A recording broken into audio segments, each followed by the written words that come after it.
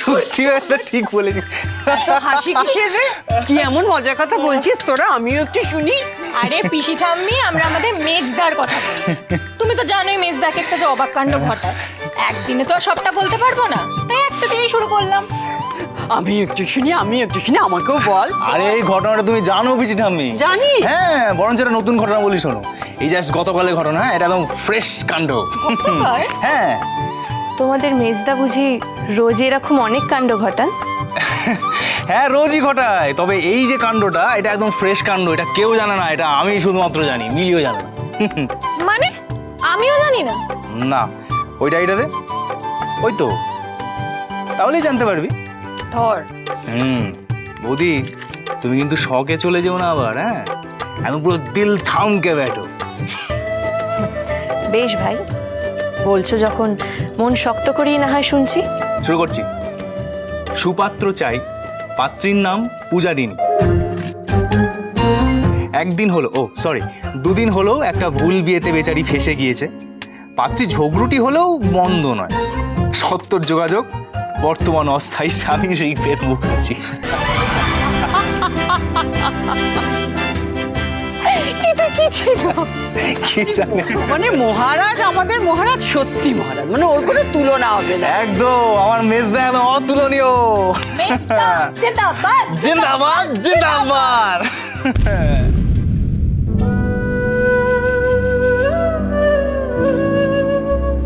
তোমরা তোমরা হাসছো?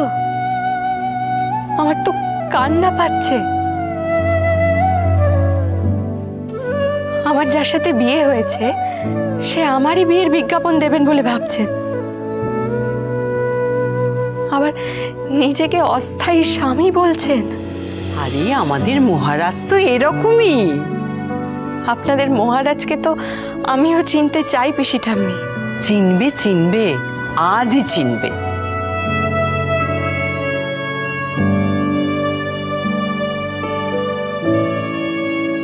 আজ তো তোমাদের ফুলসজ্জা।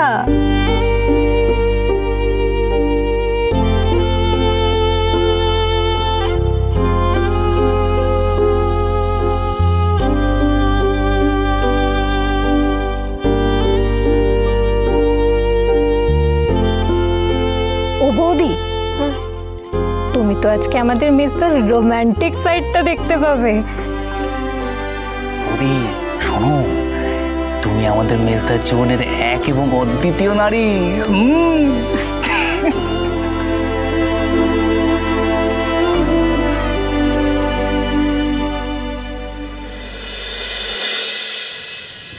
মিলি। হ্যাঁ বৌদি। তোমাদের মায়ের কথা মনে পড়লেই না আমার খুব ভয় করে মিলি। ও খুন করেছে? হ্যাঁ, ও খুনি। সত্যি ভয় করে। আমি যে মানুষটাকে বিয়ে করেছি সেই মানুষটা আসলে কে, কেমন, আমি সবটা জানতে চাই মিলি। বৌদি, তুমি আজকে রাতে সবটা জেনে নিও। আর শোনো, এখন তুমি রিল্যাক্স করো, এক্ষুনি কিন্তু ঠাম্মি চলে আসবে। তোমাকে তো আজকে সকলের জন্য ঘি ভাত রান্না করতে হবে।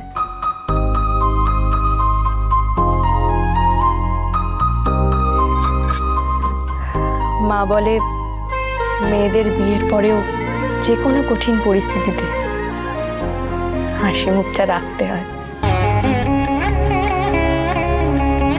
থ্যাংক ইউ বৌদি।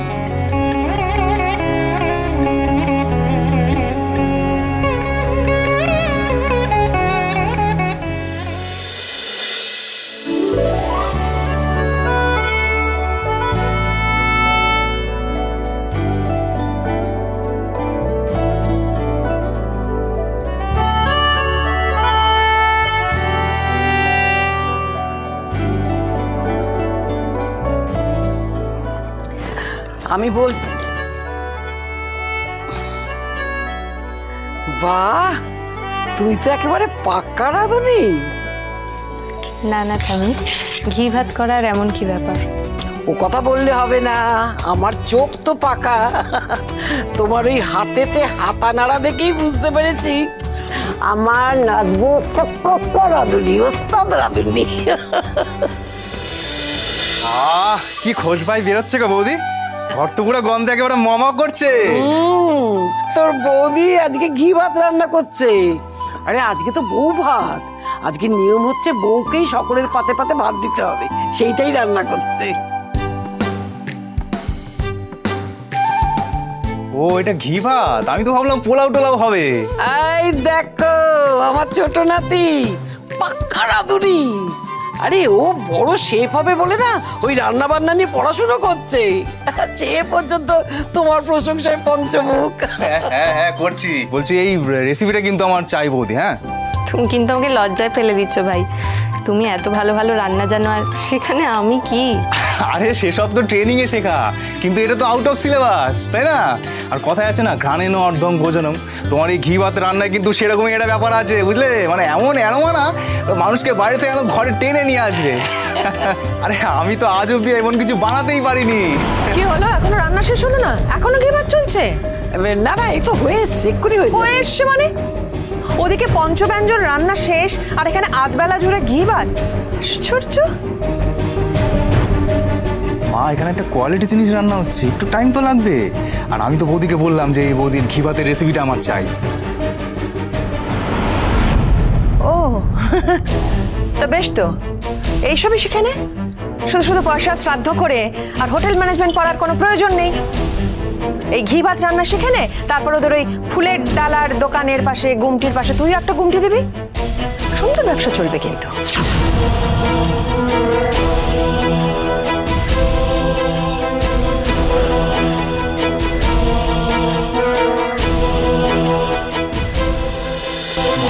কি হয়েছে মার, কে জানেন কেন এইসব কথা বলে, ভালো লাগে না। এই তোকে আমরা কিছু বলতাম, আরে শোন না আমার কি মুশকিল, আবার এক্ষুনি একটা ঝামেলা বাঁধিয়ে দেবে। আমি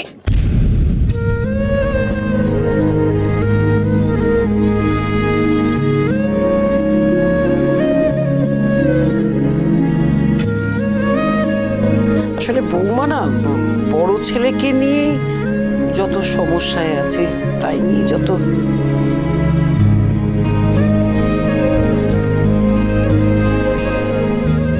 দিন বদলাবে,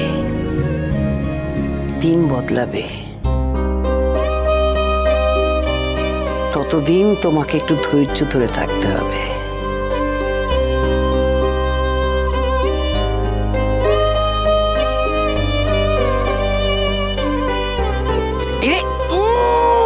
পুড়ে যাবে, পুড়ে যাবে, শিক্ষিক হলো না। না না না না, হাতা না, গেল গেল, সমস্ত রান্না গেল। আজকে আমার নাতবউ গেল রে, না ভালো করে না।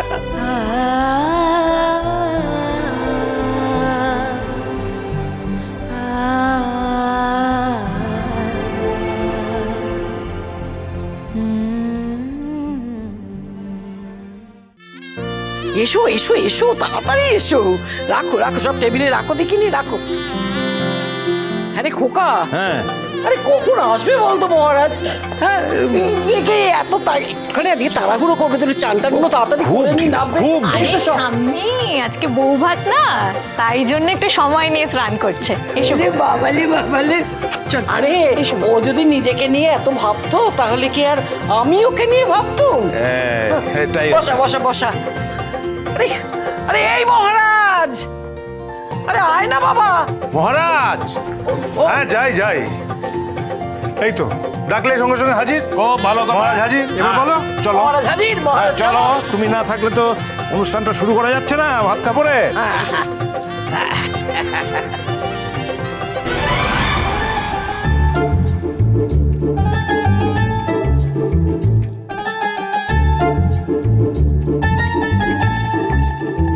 আরে বাস, এই এত সব কি? হ্যাঁ এই এত সব পদ দিয়ে সাজানো ভাতের থালা, আর ওই যে দেখছি শাড়ি রাখা আছে, এই সব শুদ্ধ তুই নতুন বউয়ের হাতে তুলে দিবি। কেন আমাকে তুলে দিতে হবে কেন? না উনি নিজে নিতে পারবেন না?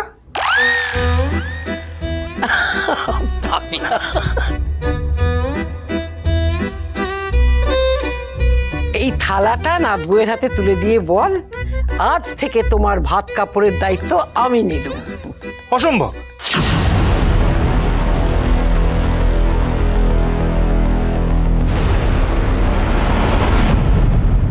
এই থালাটা নাত বউয়ের হাতে তুলে দিয়ে বল, আজ থেকে তোমার ভাত কাপড়ের দায়িত্ব আমি নিলুম। অসম্ভব।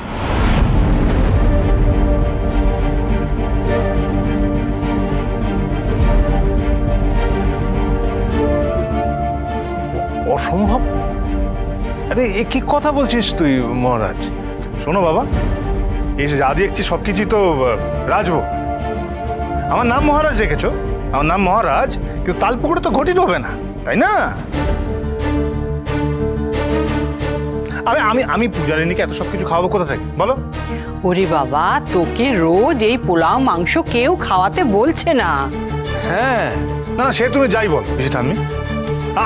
আমি তো কাজকর্ম কিছু করি না, বেকার মানুষ। হ্যাঁ, তারপরে সারা জীবন ওনার দায়িত্ব নেবো এটা বলে দিয়ে আমি কেস খাবি নাকি? আরে ঠিক আছে, এখন না হয় করিস না, কিন্তু কালকে তো করবি। কোনো গ্যারেন্টি নেই বাবা, কোনো গ্যারেন্টি। তারপরে ওই দামি শাড়ি, না না না, আমি যেটা পারবো না সেটা শুধু শুধু মিথ্যে বানিয়ে বানিয়ে বলতে যাবো কেন? কি মুশকিল বলতো, এটাই তো ভাত কাপড়ের নিয়ম। কিন্তু সত্যিটা তো এটাই পিসটা। আমার যতটুকু সামর্থ্য আমি যা পারবো তাই খাওয়াবো, আমি এর বেশি দায়িত্ব নিতে পারবো। তাতে যদি উনি খাবার খেতে পারেন, যদি পোষাতে পারেন পোষাবেন, নাহলে আমি চলে যাচ্ছি, নাহলে আমি ওনার কোনো দায়িত্ব নেবই না।